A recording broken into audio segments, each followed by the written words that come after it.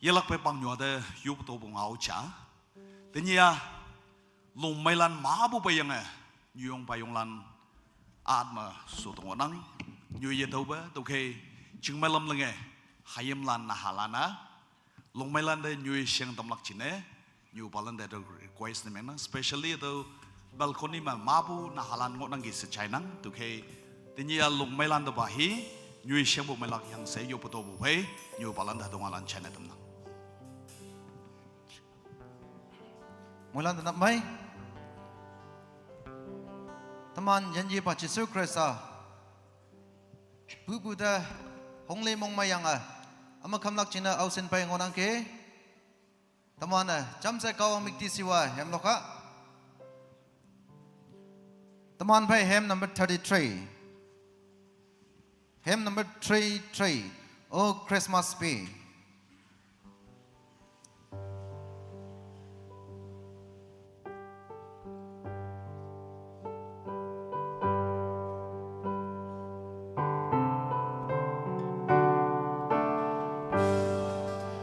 Christmas be, oh Christmas be, yeah, chạy lấy bữa ba bê cho. Oh Christmas be,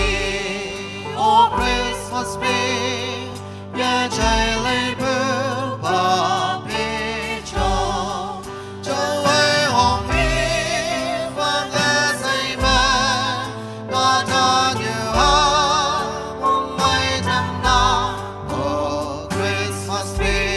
Oh Christmas be,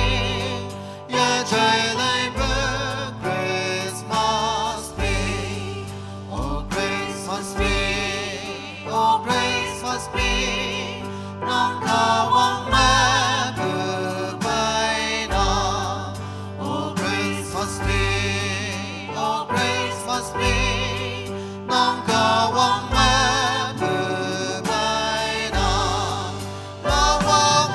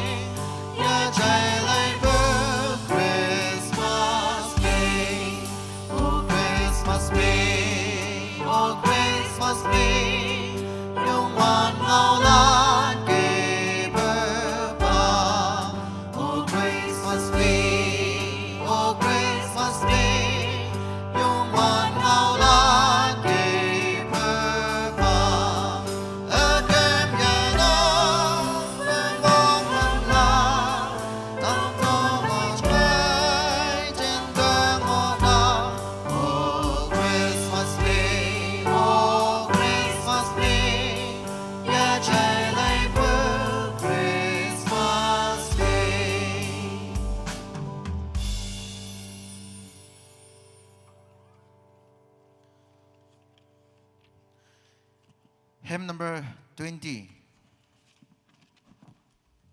Jama David Jing Numa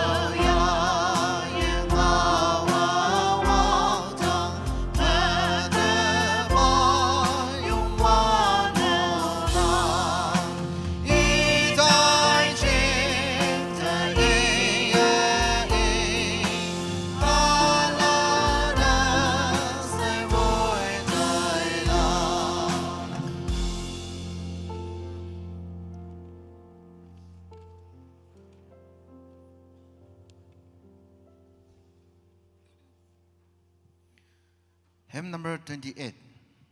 28. E A N Y ba.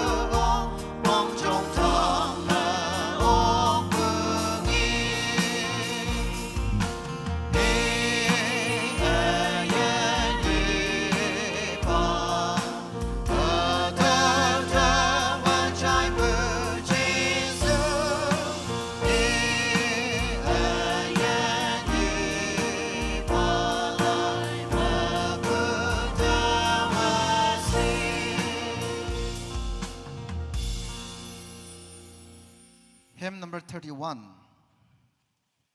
3-1. Mong may tao yaw.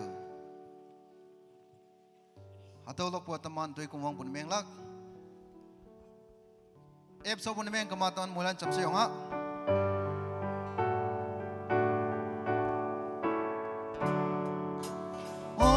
Hãy subscribe cho kênh Ghiền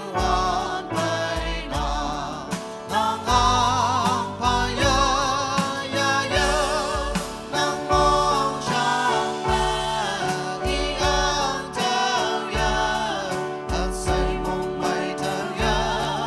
để không bỏ lỡ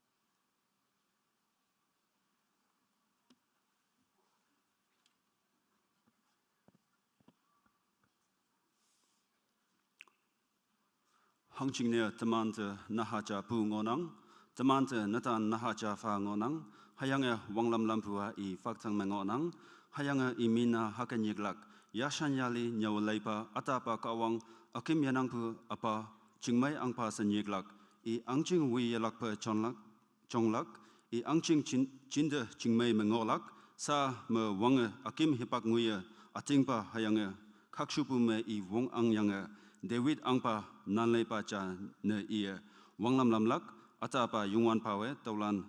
kongkim linglak chingna mongtaki Isaiah apong 9 aleng wok hanyit. Merry Christmas. Mulan tenap mai lok hai leipu akung gaya yong mai lok leipu at uitam puchingne minyong fanang kawang mui mansi wong champabu tenapu konyopa Reverend Nyomba buminak soching ordained minister lan lungmai lan anio tenap aushine KBCM nilan yinyi ba chisu pu bude mongmai pu hai hongli pu fai aushine pai ngodang numan muilan de pon ya nang teman muilan chisu yinyi pu ya pai pu ngaulan cha cha de pong ya ha sa tenap Jonah Dalak Tatum I Haukening. Number 4, 25th December 2024, Nupning, Yobnok Titum, 10:30 a.m. Number Chama, Tiwanga Yoblak, Pache Chamong Deacon. 2, Mu Taishengao, Pache Longching Deacon. 3, Topu Shailak Wilak, Pastor. 4, Mongmengao, Pache Kongam, MLA and Advisor, Government of Nagaland. Number 5, Hem Chapong Loklak, Bracket A, Pumina Khoyer. Bracket B, Sports Committee in charge, Chairman and Secretary. 6, Achaulai Ilak, Chena Manpu, Wagim. 7, Kawangao Nyawalelak, Reverend H. Muba, Pastor, 30 minutes, Ngaumek. Yui Monghabukata Yoma Chingmai, Noksa. Tuitama Yoblak Akung. Sa Tuiwanga Yoblak Chingna, Pache Chamang, Digan, Itehipak Fatam Nang.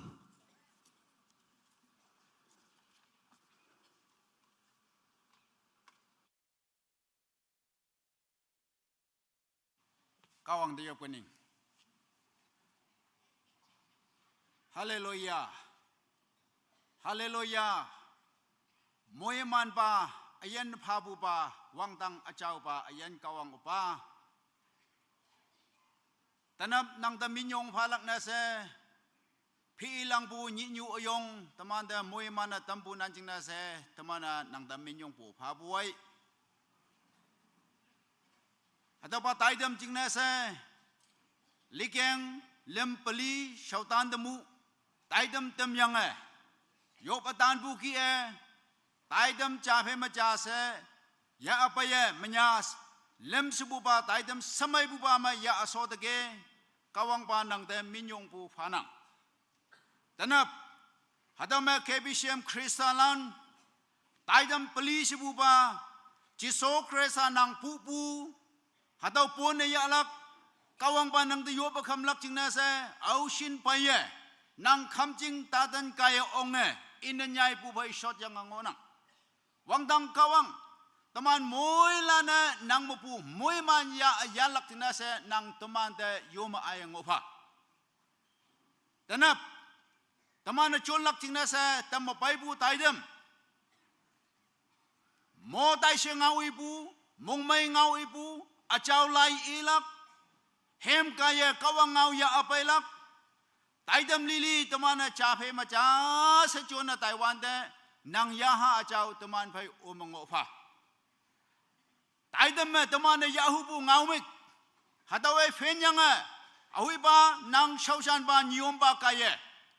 Hangi ba ngaumik to na yayanga nyawalay lakcina sa tamda pa yang ngonang,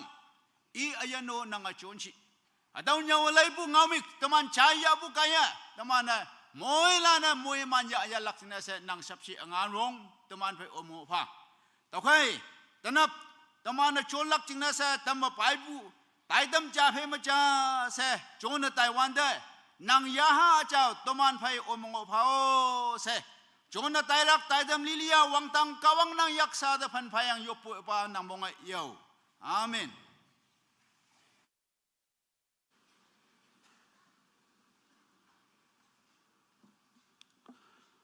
Tiwang ay yobatam pu pacay de minyong fanang.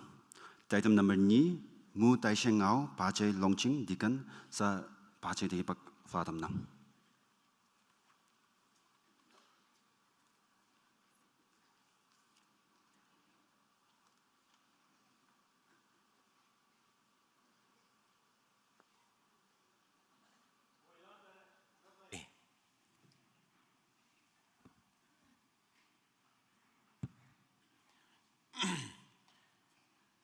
Moilan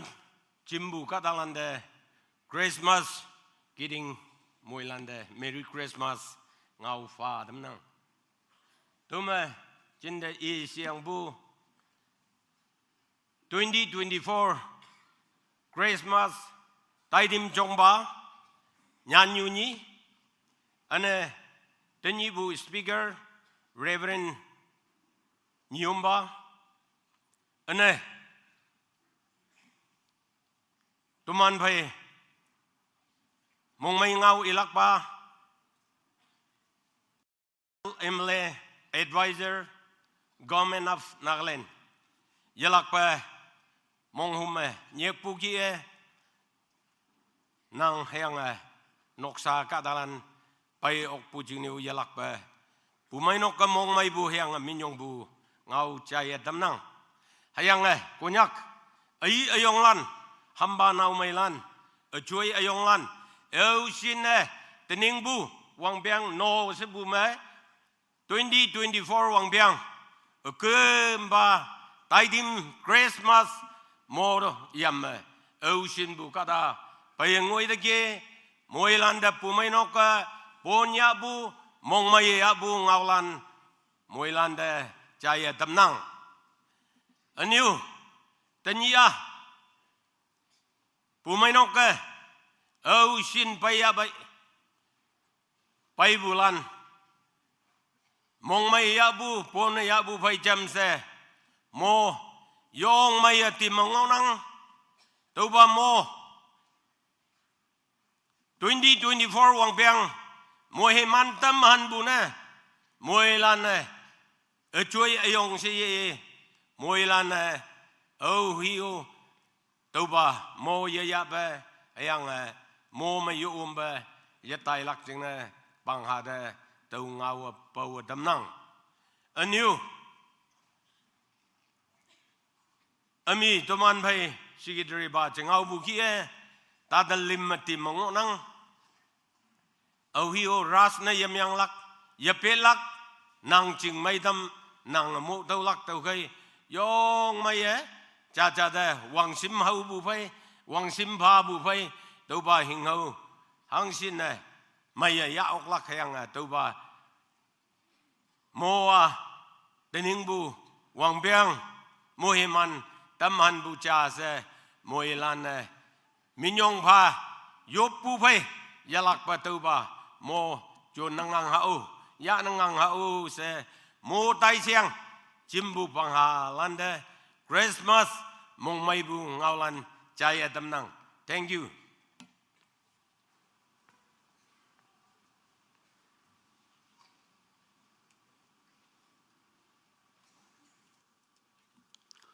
Mu tai sheng ngao I tempu pacay de minyong fanang.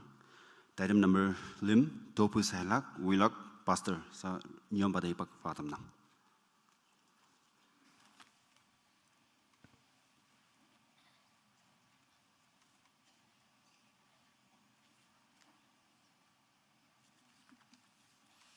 Kawang awa heki inang, numan katok mengai bu se yom semai bu bawa ida to bu fai yongwan pada ye inondo.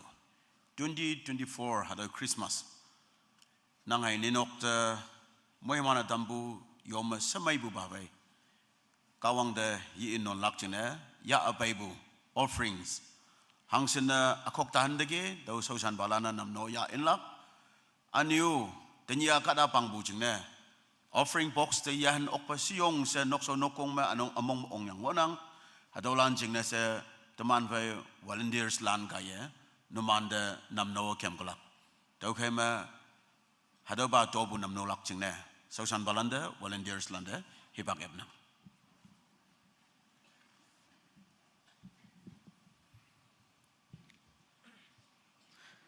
Hymn number 202. Ai ân vinh từ mơ nông sâu si ngô hoàn tơ a say ma pu ki e nang tây tan hoàn tơ nang môi hay ma la na cha cha i lai ya yong wan pa we ling pu te ma ya sa la môi hay ma lan cha cha i lai ya ca quang ngơ linh phu ta lai ya môi hay man lan cha cha i lai ya yong wan pa linh phu te ma nang ya sa la chư tay mong sang hăng ki ki a nang o a nang thong phem a yi pu sa ngô a pai a ngoài hay man lan nghi ma mong chẳng wang ai la nhị phi pu ma nang a mai long ok la môi hay man lan cha cha i lai ya ca quang ngơ linh phu ta lai hư ya môi hay man lan cha cha i lai ya yung wan pa linh phu te ma nang ya sa la Nguyện từ ai yong ở trên ma mong chẳng thật sự a say ma ca wang ngô nang nhâm mê ta ngô nang môi hay man y thơ wang phên lan ôm lang a kim ngôi ya to lấy mây ma chăm pa lang môi hay man lan cha cha i lai ya ca quang ngơ linh phu ta lai hư ya môi hay man lan cha cha i lai ya yung wan pa linh phu te ma nang ya sa la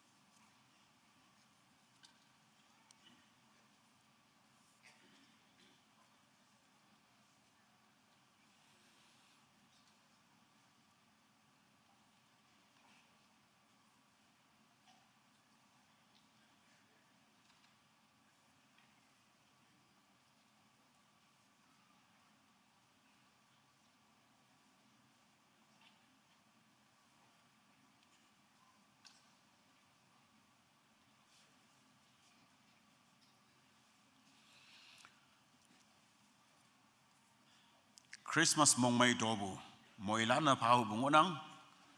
tau jingna hangsina ya bay dige bumai nok sochinga mong may yanang anyo numanda sai ya bay adam hagango shubwe nok so dengai wanda offering box tahan bu oklak kada lui bu jingna sai sepu akan fede ya bay bungonok yang boy hangsina bay dige mong may pona yanang yup bu hebak satu mana ya atanha hadoma anyo Christmas mong may tobu ngin lakcha 1 lakh Mr. Pangyu Wangnao Valuwar Christmas mong may tobu pabu mong may yanang kawang ilak moyman hekamu anyo Christmas mong may tobu ngin hajaja by Mr. and Mrs. KH Dupa mong may yanang kawang ilak moheman tuman ya abay bu amai mengilang gitu ya ingay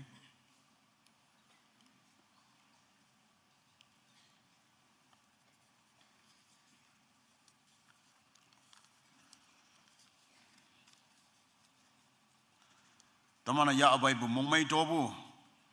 kawang sisaw da ya abay yoplak anyo tinyi nang may bintang dama wong jinang batakaten suboy nang soching ma yongkai nang jingne yopum omlak nang ngopo yongpo oklak hayanga healing jingne se yoplak hadoma menyana baibulan minlis ngonang iman jingne tau yakachone teman moilan menme tau chonlak offering hangibak ya abai kawang da fanafalak anyo takaden balan ngopo numiang kama nang soching ma yongpo oklak teman jam se yobo hebak ya. Ciao ba da ba yongwan ba kawang. Nang amoy mana dambu. Hada ba hebak amay. Ayan amay jingne. Kawang nang da menyong bu faboy. Ayan kawang. Tenap. Jisu Kristanang. Tuman jingne. Kadong nyuda baibu nap. Owang dang kawang nang asonbu. Hada wang dang hengau ayong. Se. Mong maya pona yanang tumana pa yilaka hanghiu yerang hanghi mo shema pa yiok ayang boy wangdang kawang nanga moy mana dambu shehingin mot tangme aniu tumana panpong se monglong se hangsene tenap anyanang kimchingde ya abay dege hadaw mong may tobu kawang nang song dia abay boy tuman yak mengawan de ningnaya nu sangonok ayang buwangdang kawang nang da dobu panak jingnese chau dambu pai yobu kimyang ya bai bume wangdang kawang pumane soching me tauban namno da wanda anyai chau saramba anyai wangmoy damba ayan yongwan ba kawang nang gadalana phabu hadaba shihengin kawang nang achau lingchong song de ya bai nang sausan yulan sausan balna hibak feme dumana do namno nang anya iwang ngoy bu pai da ba shehengin da chon oklak chingna ating lak pu ma kawang nang wong nang damba hayanga tanap nang khemjing yam ya bai okpu Jisu Krista bu bunyi hayang ba mahi imadonya ta ka nang opalan chingna sa dai do yop nang hadai ma bolem nokloi khogai hayanga joyam imana yendang ma kawang nang mai dam lak angan wong fado hegemo menyana bai bu mangonang iman saydang mawandang kawang nanga maidam lang angan wong fado hayang tulo maidam ba hayang yong dakasang ngobolan Nazareth Jisu Kristo man me nang kadalan mangobo takayden chaw dam do hayang anu kasiya wodo siya dam nang hayim lan yongwan ba kawang nang yakte simadam nang ayom do nang yanchin ba dam do hayang nang mabu monghem tulo may pay yoi noksa la iyelak chingna wangdang kawang nang yak fana fa yup nang taulan so ba nang mong yo amen shot ke kawang mo iman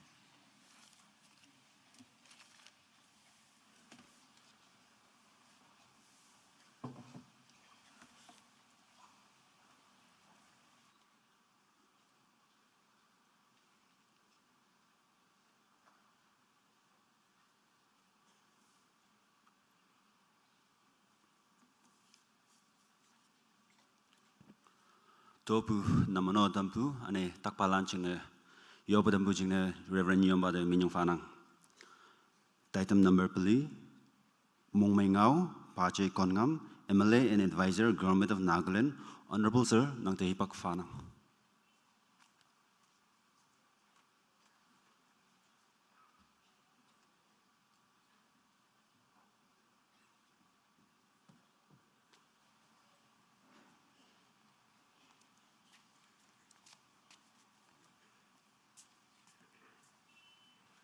Teman Fei, Wang Shempa Angbu, Treasuries and Account, Art and Culture Advisor. Tanap Teman Fei, Inan Yahubuge Umbude, Pumunok members lan say Mongmaye, Yanang, Ninok Noksa convenient Yamyang Ok, Nang Chingna Yisu no Ok, Adoi Baka, Hayang Boy KBCM lan, Tuman Moylan members lan Chingnese, Longmay, Kadacha, Yamwanda, 2024 Wang Biang me Mong Mai Ngau elak chine Christmas me nang men pumanok so ching de yaha me hang bungo yang ge tau ki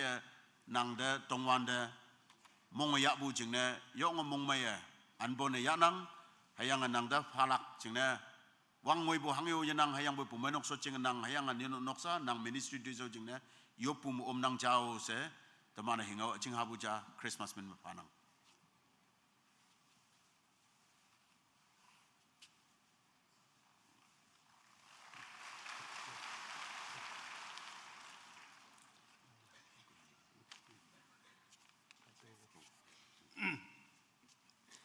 Merry Christmas.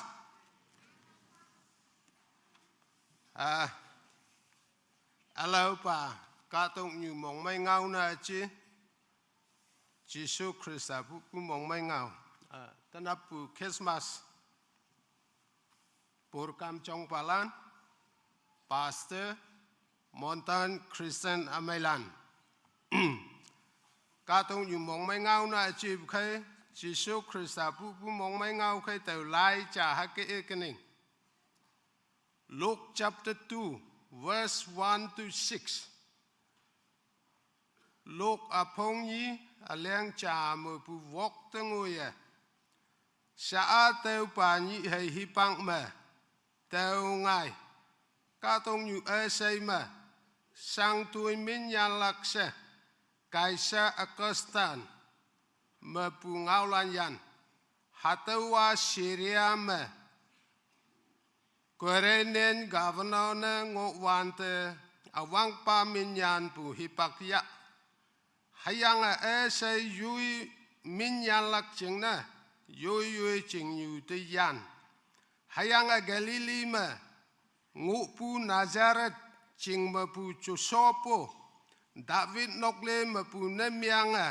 David ang pa pu ching. Bethlehem ngoi na tai. Joseph i pai ngụ na chiang yang pu pum ye kyang pa ngụ pu miri. Pai yoi min yan na tai. Au pi iman Bethlehem ngọ. Miri me yoi ha wangai nge lak hipak ngoi. Hayang ya yoi ha lom pu. Halan tu ngoi ya. Katong nyu ma. Kawang ha Jesu Krista wang ngoi pu nau ya cha kai pu lak se sautan ngau yai pa hi palan wang piang ha cha ma pu sau te mu ite sia ma pai hawan te wang ngoi pu yom ma yu lam wang ngoi pu nau ya lan sang min sin ngo yang ke a khung cha wang ngoi pu hang hi si se ma ha khai lung pu ma simin lam phe ma yong nok yan nok ma motor gari ma sang yung in ma khắc wang ngồi bù na ra a khung cha iman ne tai wang ngồi bù ne tàu miang la khaya sino yang pe ka wang ha tàu yelle ni se bù khung a siangai man pu ma kisam degree yang master degree philosophy man kim yang khắc wang pu na yalan mango iman ne tai wang ngui pu ne tàu miang la khaya hayang pe ka wang ha ta wo yele lim se pu ma ta khak wang nào ya mày ta ngao pu mà chấm lui na alang pu nào ya lan ma ngô yang ke imane tay wang ngôi pu se aki pu te e su kala kama se yang pu ka wang ha te ulano yele mirio wang ngôi pu lan yo macha miria hangki pu wang ngôi pu si se kama miria inanyai pu ating lak pu tuiling pu te la ye wang pu no sincerity faith and hard working hatau me miri wang ngôi yang ke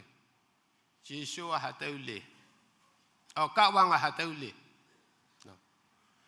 ngau me olo ngau ong nang hiang po ka ta cha inanyai la ka cham lui wan bu cha ne beng nang ating lak lako cham lui wan nang hang ne simil lam phema ating lak ka vin yang hangai yui ta atang asubu kan hau ka ma yasa hatu ma hau nang hiang po pangkalang perfect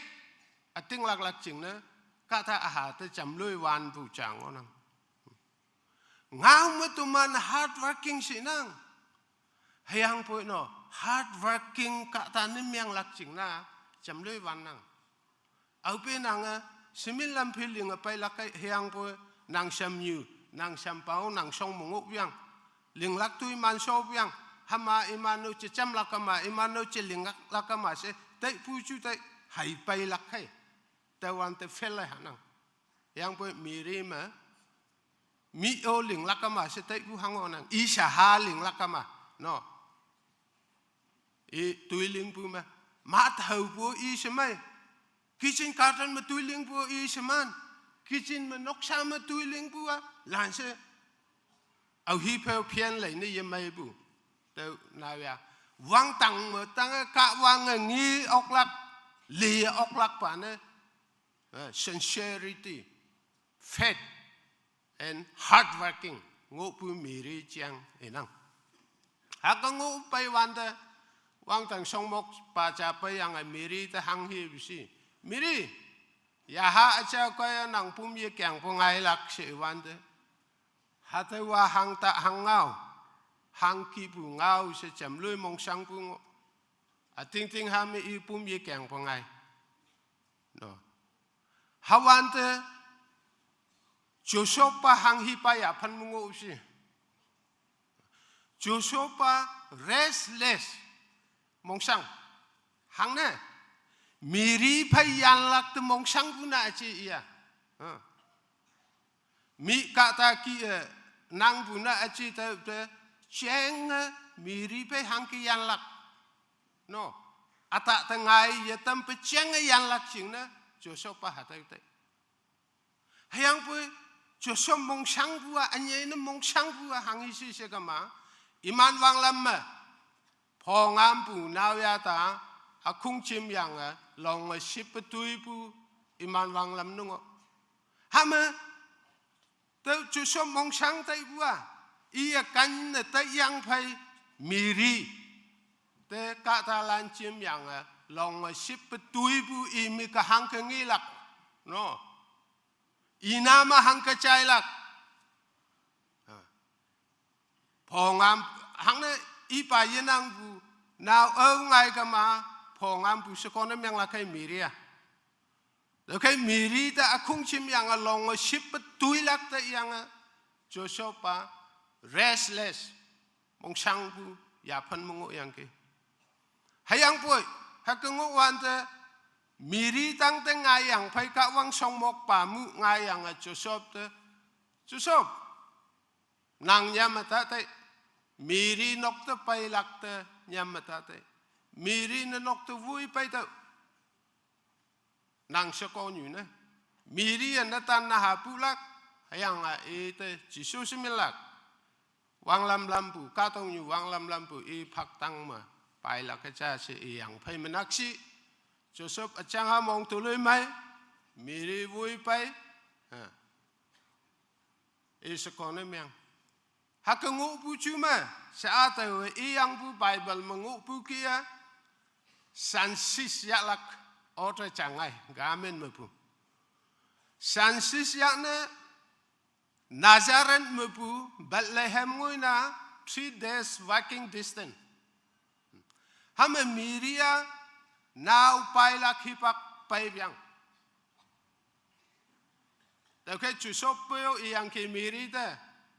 nanga toloy mai chango kai se te wante miria te Bethlehem te hai tailak wongpong hangonang hangne sansis ya buat tenyi tu manja buki sekonatan mulan minyan buna aci netan lan saham minyan bu nengo tapi hasin changbu na wangai ngelak hipak otaya miria 3 days walking distance Nazareth tu Bethlehem kemlaka ia wongpong na aci tului mai ngu hak sepu hayang poi miri hang hitai busi katong nyua halansin itu siapa paibu Yesus Kristus pu wante i sahango yang yepulak ina tanpa Joseph present nemyang la wongpong Joseph imu i present ngo yang na wangai nge la wongpong se tai pu cha ni sebuah bapti pacuan inyu Elijah pita Bethlehem mengo tau kai na wangai mangi pa tau bapti pacuan inyu Elijah pit pai haulako yang important nemyang meri cing na hatau i wongpong nemyang bu cing na now au chang au now au yang sang chang sang i Bethlehem ngoi na tayang hangne bapti pacuan inyu Elijah pit pai haulak hangi wongpong si Bible telai palan ngi kala kata merelitik ngonang bapti pacuana utenari katana aje Jisu informer Jisu sauma sautan ngau ilak cingna pu te bapti pacuan ngonang bapti pacuan pu Jisu sine jam lui se itu siampu ango ya po inyu se man awan temu Elijah te sausan pa Zakaria te nenok soko natanda haja pulak itu John mil lakaja se i makan sim na man meng wan temu advance ka wang itu siampa ibu bapti pacuan na ka tau Jisu Kristus sautan ngau lak cing na Jisu Kristus baptis tetam lak cing na pu tau bapti pacuan tau hipak maya lakai tau kuinyai mini yang pe bapti pacuan inyu Elijah pit pai haulak wongpong ni miang bua hatau merelitit ngonang tau kai Jisu Kristus pu jang sok kono inang hatau pai pawa monton ane konyak Kristen katalan te tawa alau chapter mabu ngau paca i ngau hunang Matthew chapter 8 verse 23 te to mana cham le ha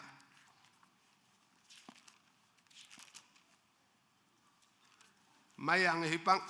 minyak cha hipang mayang ya lakia mong myang ta tai pha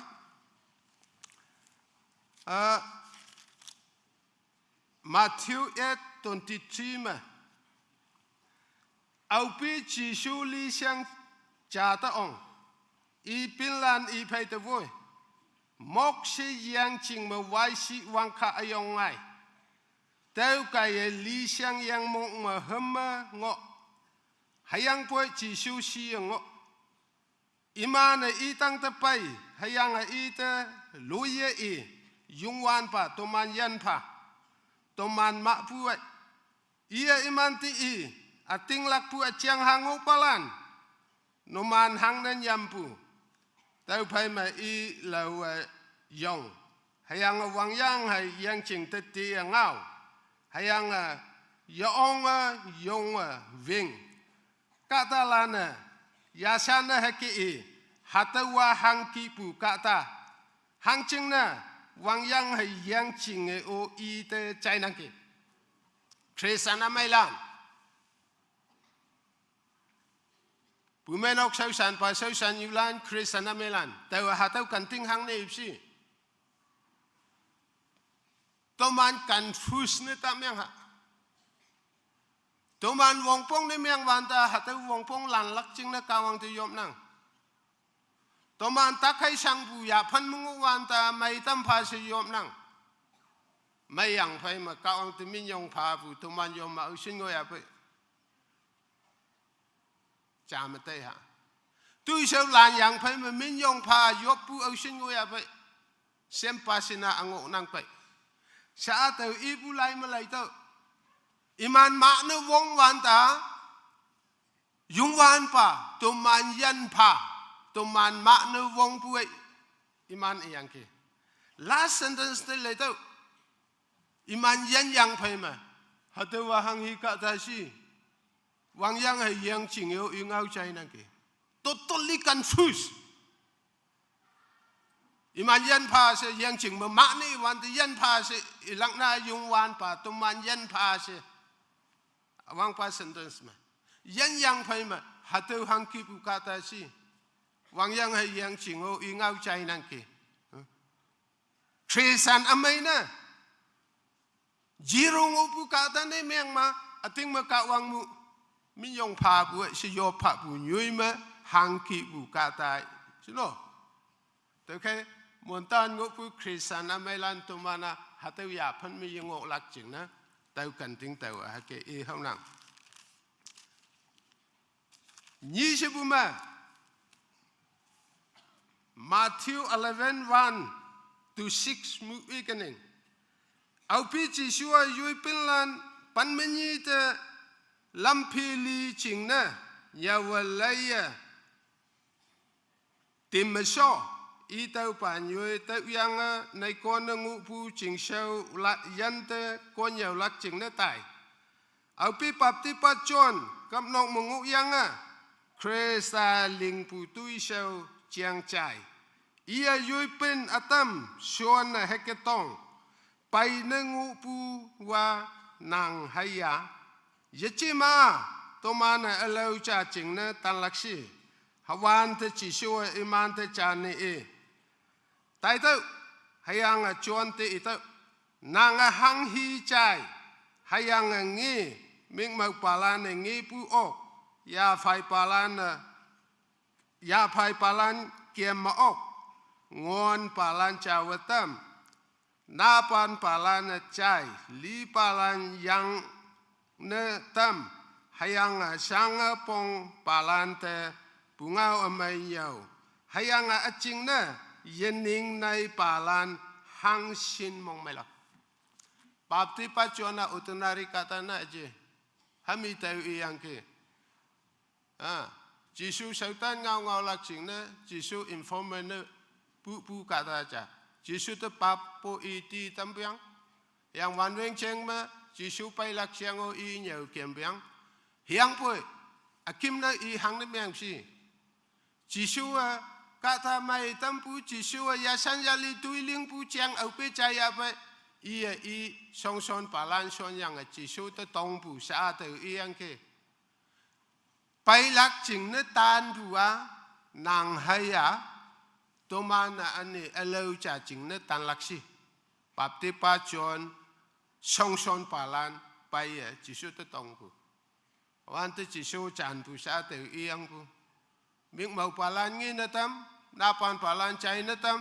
ngon palan mai na tam li palan yang yi na tam a ching na yening nai bu semai Jisu chuan te chan pu no hama Krisana melan kawang aha Jisu Krisan informer kempu bapti pa chon no hasin confuse ni miang ma to man confuse ni miang la ka olo bu cha te khe te kan ting to man kan ting ha se te inang Tao Christmas mong may ngau ma hang ki bu ngau ngau pe se ta te yang pu ha te related ni yang bu ngau ya yang sok kono ngau nang chai balan te kawang mui man si. Thank you.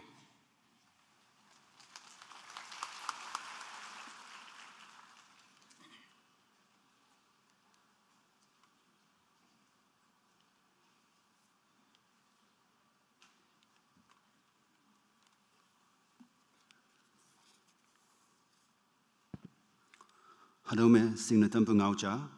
NL 043291 NL 043291 Hadau gari nokpu lante nokma naha serious na menga takangonang tau hai nok te chama yilak chingna noksalan me pungau paibu China tamnang NL 043291 Tumano yu mongma iman chingna yopu me omha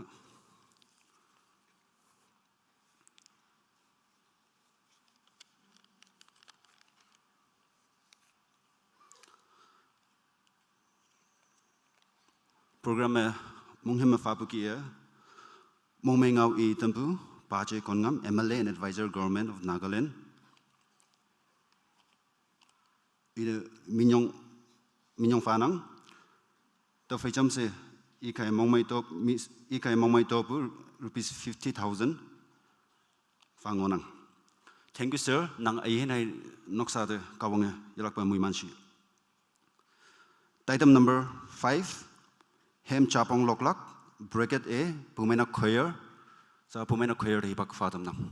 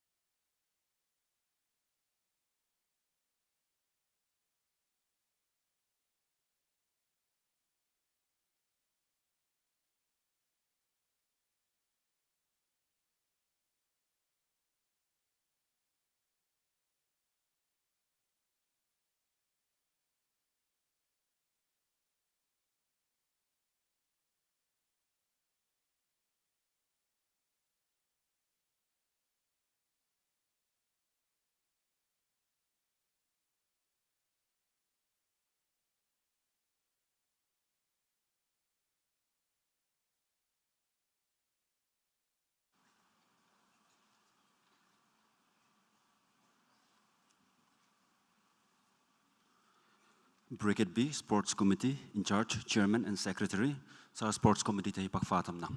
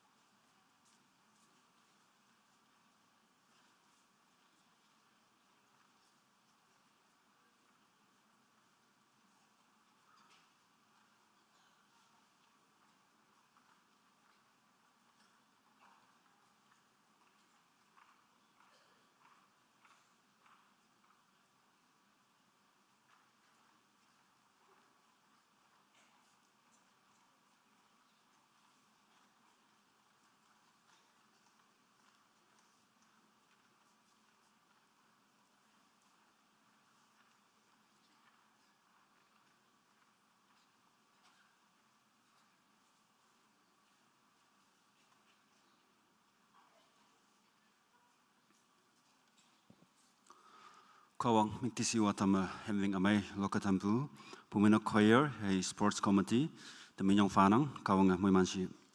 item number walk achaulai ilak chenau manpu wagimord sa chenau de hipak fatam na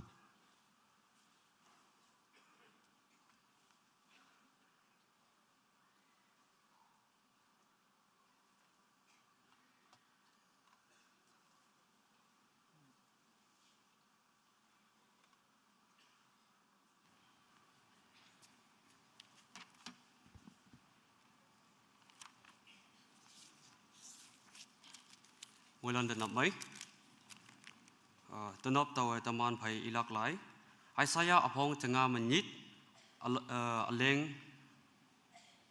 Isaiah apong tengah menit aleng pan metu hai Luke apong ni aleng pan me beli Isaiah magi nang ome hayang chai mengok bu mui ni de kong kim bu de tawai jing mai fa nang tawai ka dalan mai tamlak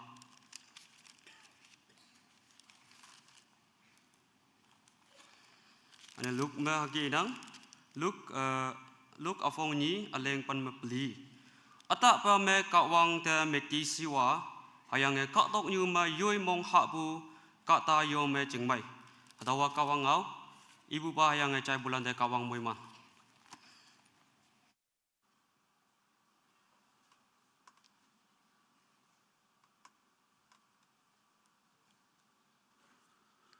achaulai itampu chenau de minyong fanang item number nit Kawangau Nyawalelak, Reverend H. Muba, Pastor, 30 minutes. Ngomik, Yui Monghapu Kata Yome Chingmei, Noksa, Sa Reverend Yombade Hipak Fatham Nang. Merry Christmas. God is good all the time. Tamana kawangau chai dalap. Tau soma taman fai Colony Fellowship nga. fellowship pelingon ang mother just yang nganam yang lak hadaw kung mungo bunahalan children group iman hemja yang ngonang dagamet kawang mikti siwadam na imane hemja loklak jina iman da awang na hibak padam nang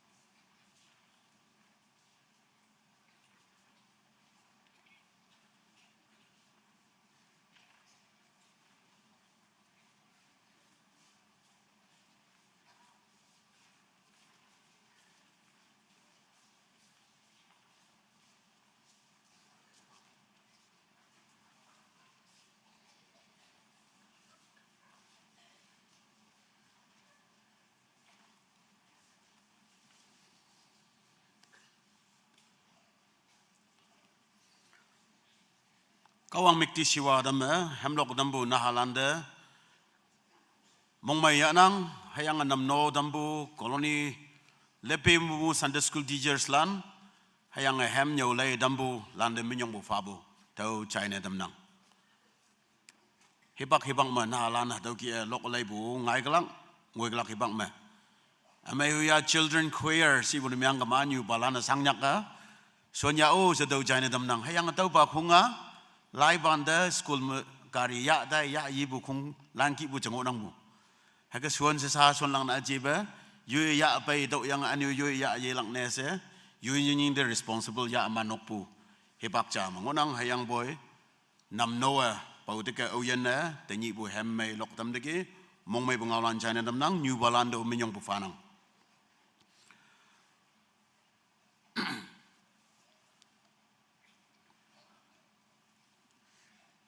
Tanap teman fai ngau lak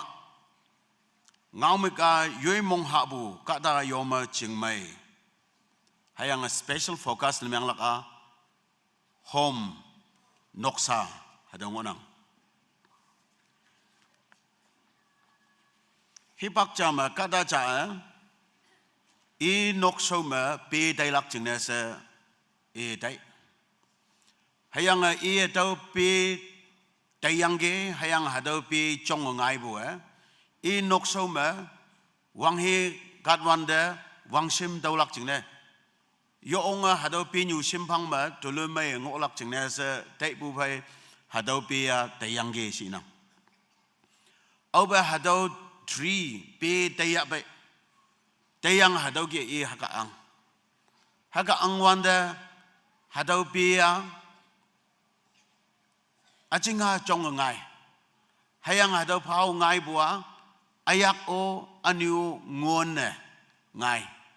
mayang healthy na achibu ayak ngai hayang akoi lano ngai ba ngai yang hayang pi koi lano wong yinang hayang hadau akoi lan hadau wong yinang bu achi hayang boy hadau pi anu taibu yungoi ba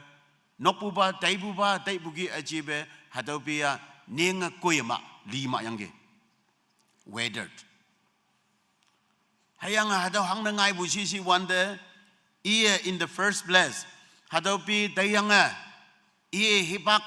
atanja yang sokha subude ia tau yang sokha pau dik janam no hayang inying da ka ang sai ang yang ge tau jingne hadau lima yang ge tau jalia teman noksa ngonang family ngonang hayang noksa ma teman moi lan chingmai mongmai ma ngone si bu myang ga ma hayang noksa amai jana myang ne si ga ma hangga pi phau cha tai ngai tai bu wong bong hayang hadau da ka dok sok dam bu wong bong hadau da aniu yang sokpu wongbong aniu chong ngai wande aniu hadau da pau dikpu caring of wongbong hayang aniu hing jam ngai ga ma aniu hadau hingo aniu moye dambu wongbong hing phai win bu wongbong hadau ki pau dikpu ni myang ga ma hadau pe ne chong nang hayang le ga byang nang asi ayaw mai nang tau jalia nang ngobu noksa tau ngobu noksa o Iman yang di iman ke congklak ama se yichiba intentionally teman intentional plan tino noksa mai lak jingne se tim dengai nang bu karya sakne se tai dau bu sak puja nok wi ne se tim dau bu wi puja sakona dan iu chingyoi lak jingne tai dam tim dau bu nok nam yang bu hayang nok nam yang phai ma na halan bu yang hayang noksa family ni yang hadaba iman nying seba hangga anglak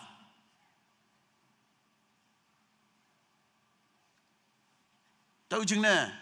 Christian noksalan hayang boy mabu noksalan miang bungi wanda payonglan nyonglan atam nokwi yang foundation mai ya yelai kap hay mai lak yang masih yang RCC foundation by nokwi wang hayang hada RCC foundation by nokwi wang ong the payment halfway through. Isi kama song no iso the payment. pillar adam me grek na meng chambai ko me grek na meng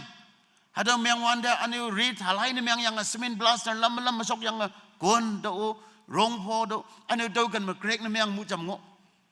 anu mai lak ching ne se kon bu ki yang pho lo yang nam no yang rong pho yang lai do anu hado nyui ma anu grek na mu meng mu to nok wi balan sing nang mai gelak yang ma semu dai bu hayang boy teman mai yang foundation de lu dan investment yang lak tau kan de lu dan mai foundation na samong sia lak pa teman hipaka ya pakap hayang boy men mai kama sa Taiwan de nok atama teman dai bugi achieve grek na myang ngai hayang hado grek na myang ngai bu hado nyui ma semen balwe pho lo do bu de aniu nyi chai se hado grek a yama bangok bugi teman noksa ye bau yedik pun myang gama heki bu grek na myang khau bu ngai galak hayang hado khau bu ngai bu noksa ma na halan nyuyong payong pa ma hado khau bu ngai bu ngai yang bu ki imu aniu hakango nang ma ko ya ma ok pe ka da na myang bu jing ne ya ta kama teman yo ngakan ding lak ngonang na halan pai new balan til na myang wanda hayang new balan pai na halan til na myang wanda cha mong ma ji ya tam lak ne nok sa myang ai tam lak ne sa tamana paulak mong phalak yom lak kan do ngonang hipak chama nok sa ma mo pangai hayang atau nok sa yong mo pangai yang argue ni mang yang iman nok mangok bu mero ado aina singi ado pai khu myang hayang boy ti decided not to throw away that broken mirror iman hado pai khu bu aina se bechim mi yang cham mo kom nek yang aniu angamu ye hayang bo hado nok ma iman angai bu hado mirror ma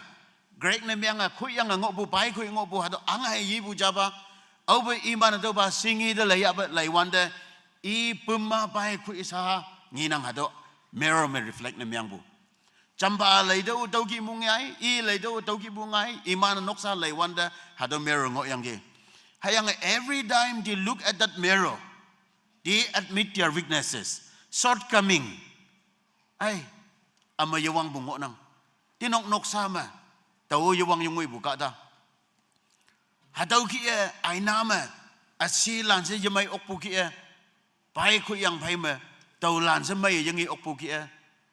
tinok ma tau alam cha adang asu bu jing na to man lili mop acha bu ma hado aina myang bu ading ma achu dai ma among chang ma hado ki ma ko ngok glak hayang hado khong kum bu tau yawang bu jing na se iman equal responsibility ya bu na hado singi yewin ba ang bu se ibu bungau jang onang dumanda haka anggap amai lak cia bai ang laku bumbong na yemang lak ama hayang boy yui yewang yungoi bu tai dau lak sunang tenap teman bai kawangau ibu laime Isaiah 57 verse 19 peace to those far and near says the Lord and I will heal them chingmai mangok bulan hayang achai mangok bulan tawa mai damlak hadawa chingmai yanang bu Israel kadalan jama kawang ngau yichai bu yome imanucha kawang ali buwa singnang hayang bu kawang ngau yichai bu chatheli nimu iman ngok bu jingna iman ba ma chingmai yanang mongmai yanang hokawi bu pai mongsang mongmyang bu pai hebak pai mango ubai bu 339 BC Jisu Krista pu sau de bu 339 wang piang pang pama Isaiah hibawa hadawa kawang hingau chan bu kawang chingmai ya bai la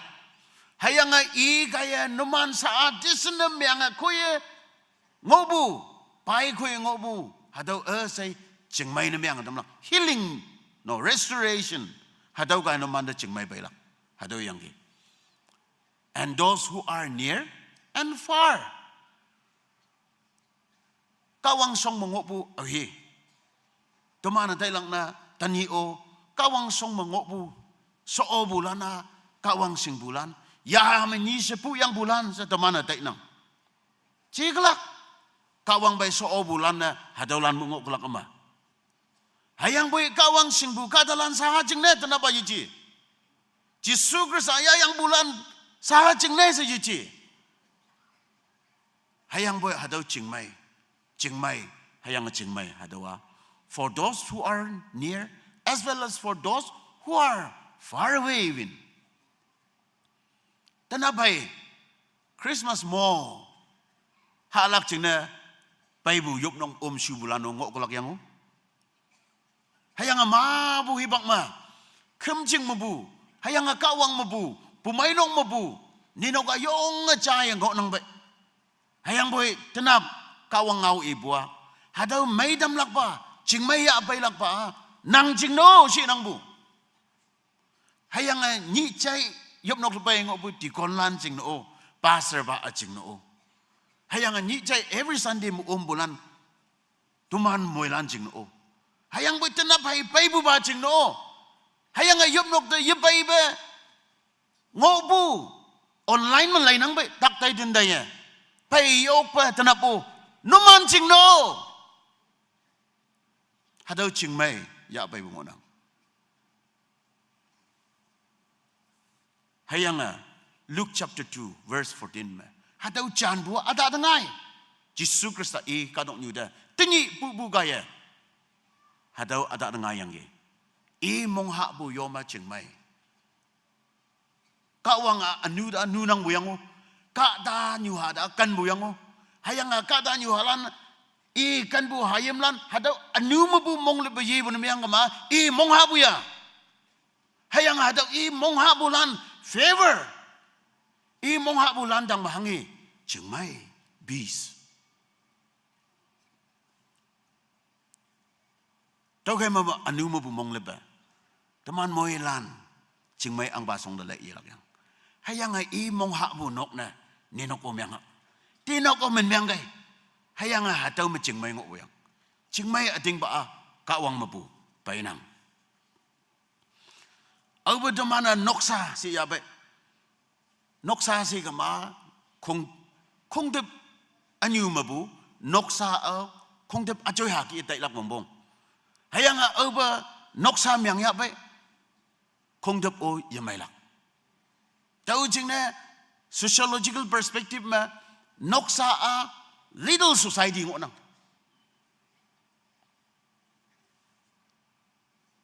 hayang theological perspective ma Christian homa little heaven like ngok nang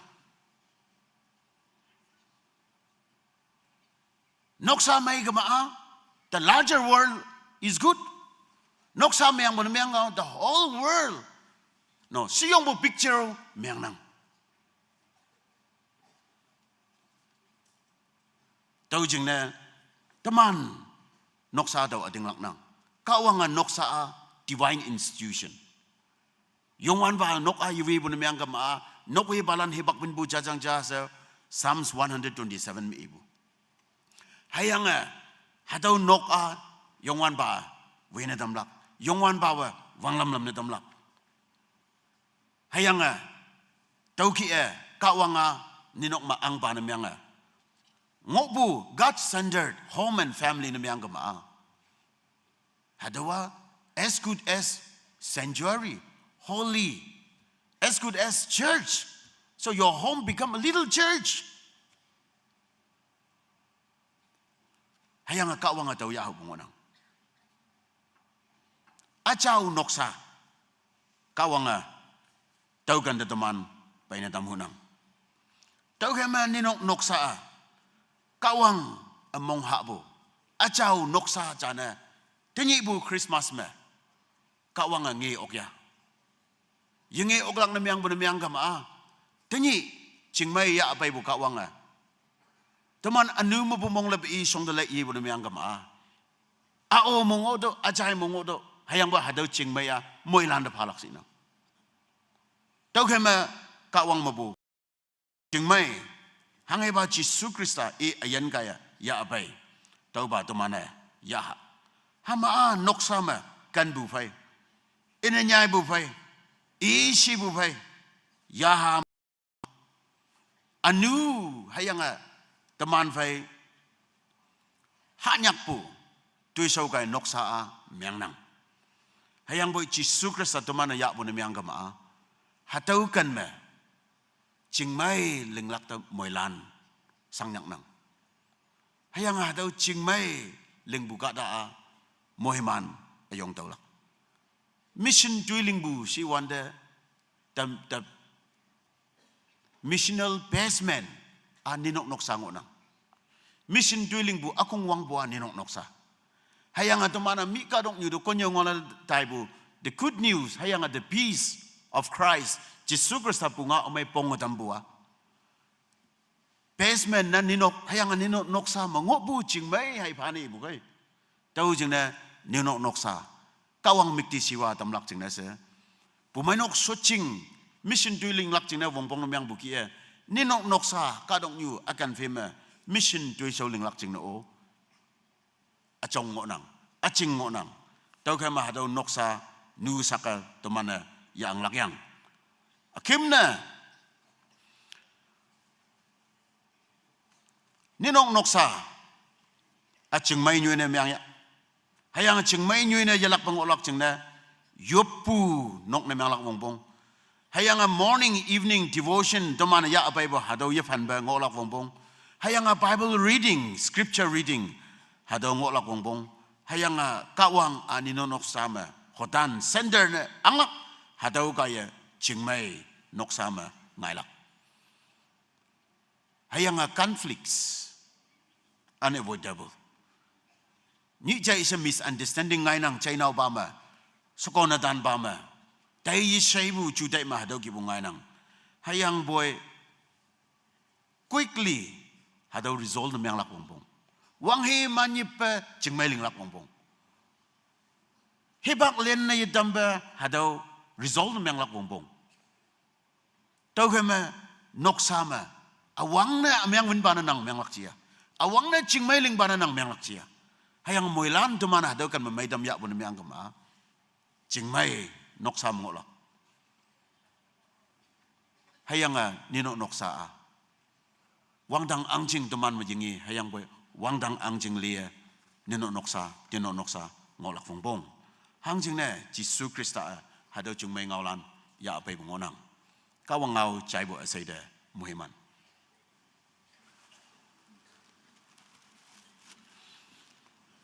tanap to mana Jisu Kristus bu mo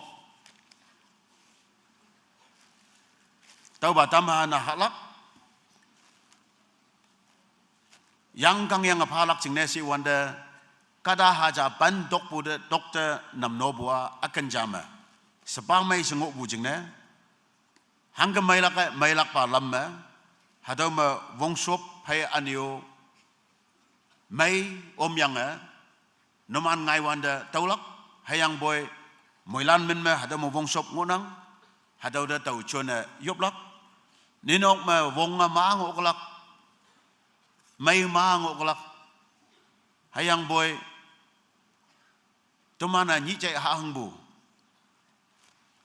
wong hai mai ki ya dai ba hangga yongwan ba mo aching ha bu hayang boy tau ma lepu ayong ne ya yang yong i si ating lak pu phai chon tau ba lam ma yoi noksa phong chong de ye wan de hadawa tau ba lam ma chon gai hayang 2024 hadaw Christmas nino noksa ma hadaw yop kembu phai devotion ya yang tau ba ha ayeng budang ma ya ha ma anyai wong pai na dam nu nang hayang cha cha mong meng len de boy bang mango boy hadaw ha bu mo wang yop noman akung wang bum wang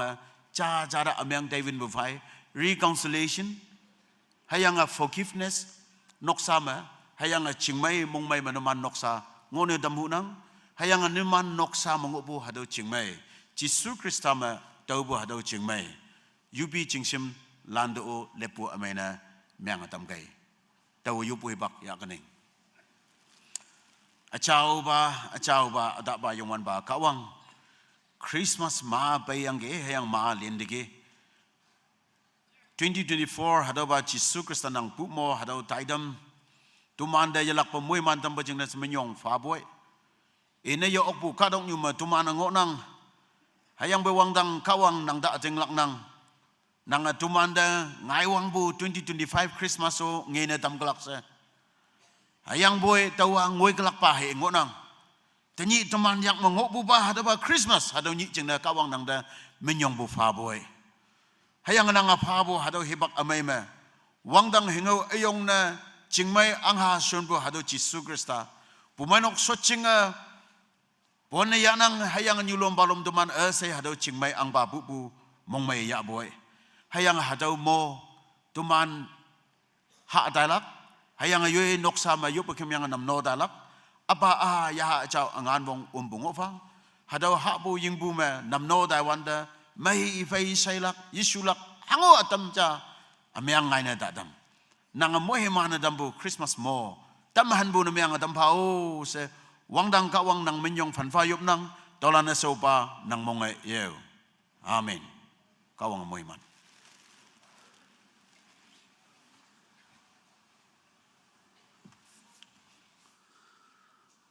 Kawang ngau kai teman ase moye mantau kelak semong him nang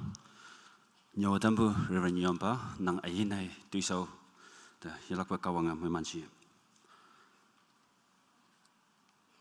ta ficham se nyompa kaya mu chawat yob tampu jingna minyong fanang hayang kebisiem pu minok kaya mu timatampu ane namno tampu jingna minyong fanang kawang kebisiem pu minok te yalak pa moye manchi tui timayok Lokla Kem, hymn number 38, Ebadan Gai,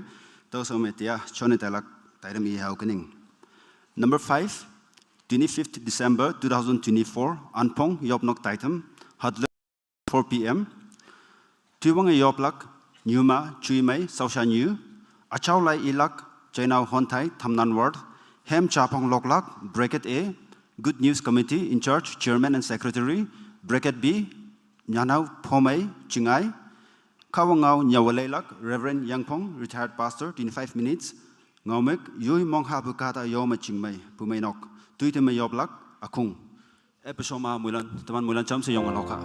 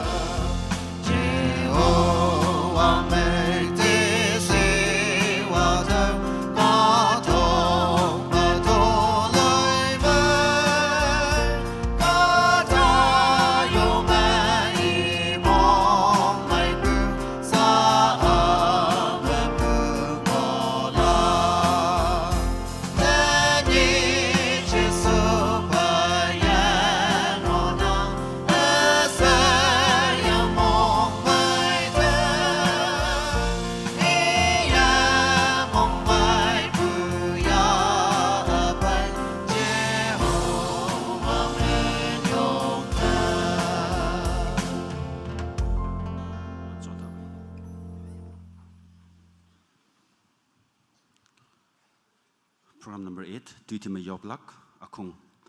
yoblak ngau me cha ni haki inang awang ne tanapu taitam me show pu de kawang de minyong fa ha ni si pu pa me te ya akim pa taitam me so dam fa se yopa akim ne amen se lakchine tanapu speaker reverend yomba de ningatam nang mulan cham se yopa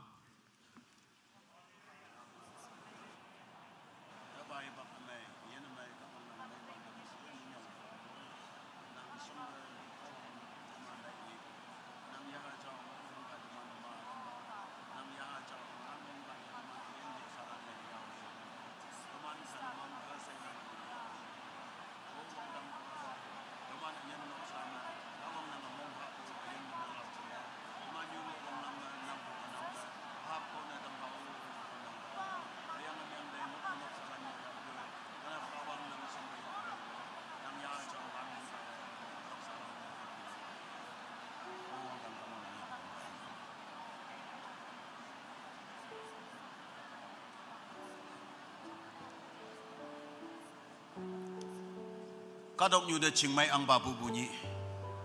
Oyen noksa pong chong ma hadaw chingmai ang baya dage hang sena muhiman ayong.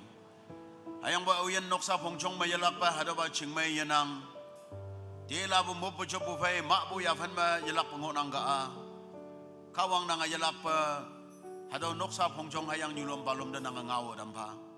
Nang song dala iye nang mabu chingmai ayong dawlap chingna. Daba Christmas chasang cha daba hebak lena dadam nang bubu sipsi nang kadalan awian jingna wongbong na meang kawang nang moy mana dampa yo bekembu dadam say sor majana menyong bu fanang yana dining kawang nang moy man phai yana dampa yupoi dalan so bana mong ai yo amen O Padawan yoy yoy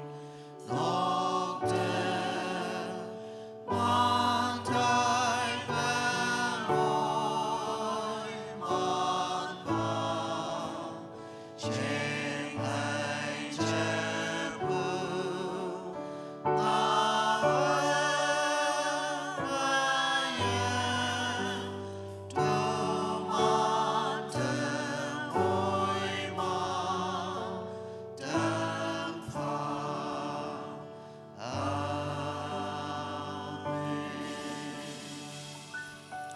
sing na dam yang mukia nong mong musut bulan na hingi ngai lang hemlok ka chaman so dang olak kawang mikti siwa dam me nok so mabu nong mong da yong ok pa ngok bulan iman mong lo ngai da yang phai ma nok mong bulan da mana ngai lang Hymn number 31 3-1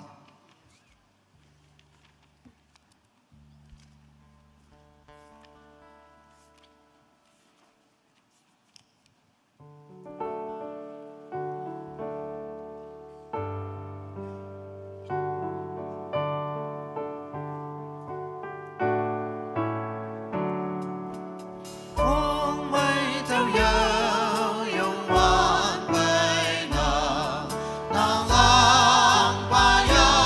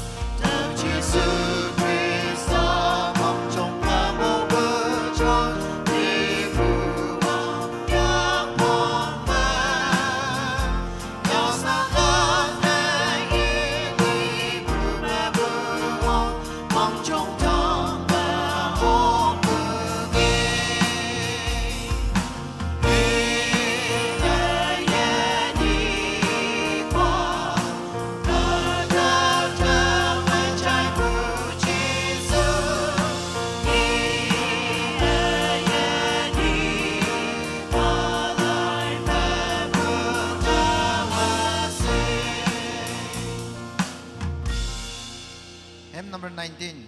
19.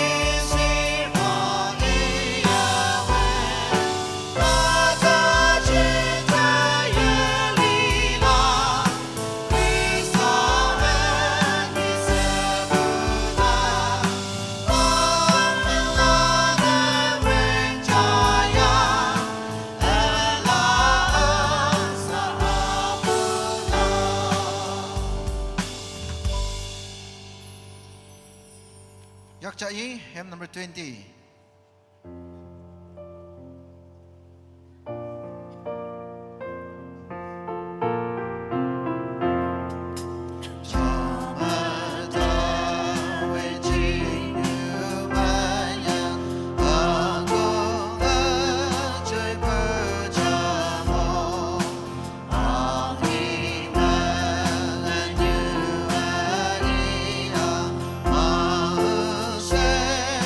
Say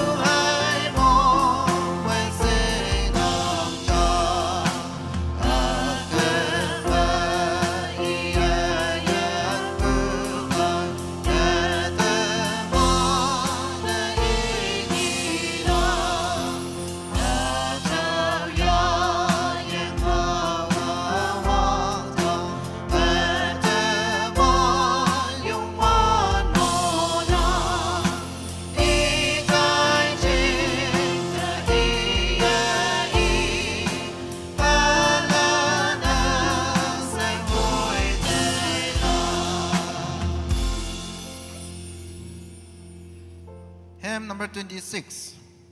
26.